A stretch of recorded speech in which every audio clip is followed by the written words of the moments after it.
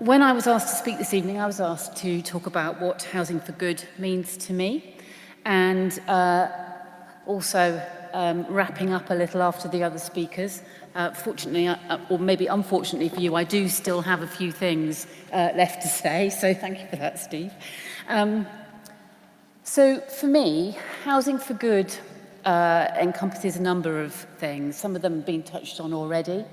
One of the key things is inclusivity, housing for all, with choice and mobility between housing types and tenures. And I'll come back to that point later. So it's providing the infrastructure to support housing. So when we think about infrastructure, we tend to think about the big ticket items. Some of the points that Steve raised, the new runway at Heathrow, smart motorways on the M4, new roads, new railway stations at Green Park and so on. But it's also really important to think about social infrastructure. Some of the points that were touched on earlier. This is about schools. Where are the people in the homes in Reading going to be educated? Open space, good quality open space, lots of different opportunities to exercise, to have leisure and sports facilities. Connectivity between places and spaces, a key point, being able to do this in a sustainable way, being able to link the different facilities and the different communities that we have to each other. Community facilities and, of course, healthcare. The things that essentially help to build and sustain communities. So we need to understand about the different sectors and how they interact, making sure that we are providing the right kind of homes, providing what people need. And this was something that Matt touched on earlier as well. So ideally, people want to be able, if it is their choice to do so, to live in the same town all their lives, and to move out, and not to have to move out because it's no longer suitable. We often hear about people moving out of London because they're going to have a family and it's not the right place to bring up a child. They need to be able to choose where they want to live for what's right for them on their life journey.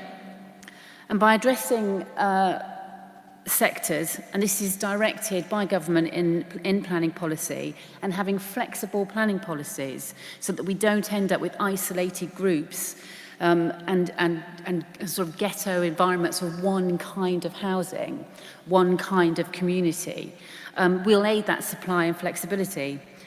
For example, a good example often used is that by actually encouraging purpose-built student living, you can actually reduce the amount of houses in multiple occupation, and that keeps family housing in the pipeline. By having retirement living, retirement villages, schemes that have extra care so that people can choose the right time in their lives when they introduce more care into their lifestyle. You can actually, again, free up family housing to enable families to move into those and develop. And it's also about tenure, understanding different ways of enabling people to access a home. And we've heard about buying homes, we've heard about right to buy, we've heard about build to rent, all different ways of people having their own homes. But we also need to understand, actually, that we may be moving into a cycle where home ownership is not necessarily the holy grail for everyone. The continental style has much more of a sort of a rented environment. And so I think that it's a bit of a cultural change, perhaps, for us as well. Steve mentioned build to rent in Reading. It will be interesting to see how such a lot of build to rent accommodation coming into the market at one time does bed in, and how we can respond to that. And quite often when there are substantial sector changes or there is a change in government policy, we get those unintended consequences, and we need to be able to be alert and flexible enough to be able to deal with those. It's interesting, though, because although most build to rent is in the major cities and towns. I'm doing a scheme at the moment on the edge of a town. It's a semi-rural location, actually, that will be built to rent, and it will be built to rent for family housing, and it's all focused around community and around sustainability. So the sectors are sort of dipping their toes in and experimenting with good quality housing that they are really hoping that people will embrace and take up. So there's also custom build and self-build, very much in vogue now, giving people flexibility to build their own homes.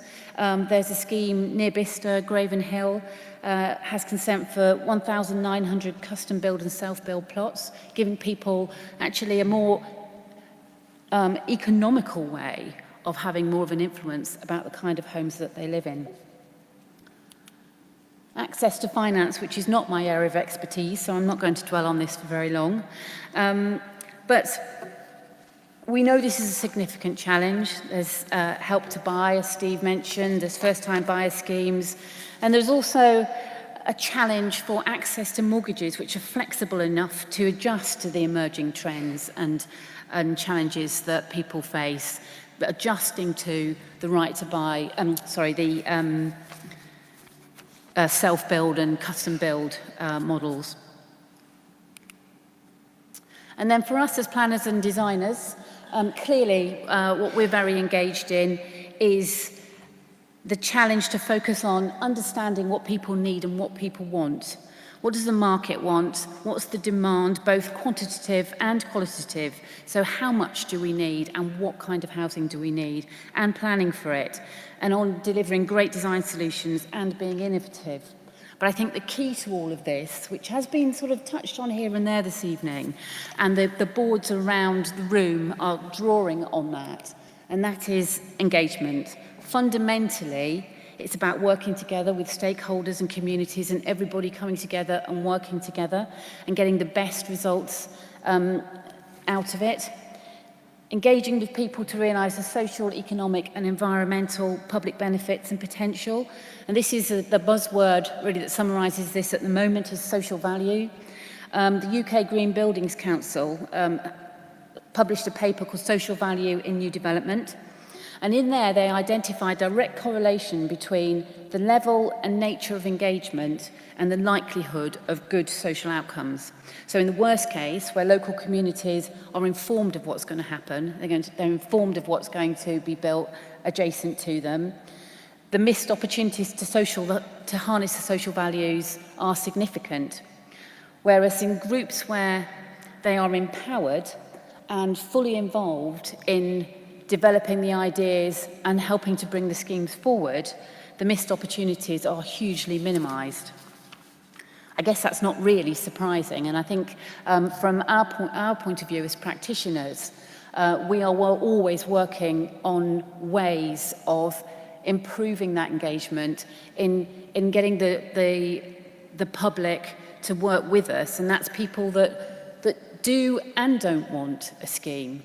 Because actually, if you can do this in a really effective way, you can get people who are quite cynical and quite concerned about what's going to happen to their neighbourhood to actually engage in a really positive way and enrich the final outcome. So it's about great design, it's about collaboration, understanding what people need, building integrated communities and working together. So we know it's complex and we know it's challenging. It's about understanding. Actually, it's also about listening to what people need and about delivering, which is, as we've heard with the housing crisis that we have, the big challenge.